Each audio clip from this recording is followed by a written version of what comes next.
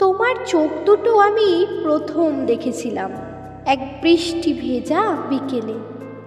রোদ ছিল না, তবুও তুমি আলো হয়ে এসেছিলে। আমি কথা বলতে পারিনি, স্বপ্নগুলো যেন গলা আটকে ধরেছিল। কিন্তু তুমি হেসে বলেছিলে, চুপ থেকো না, নীরবতাও তো কথা বলে।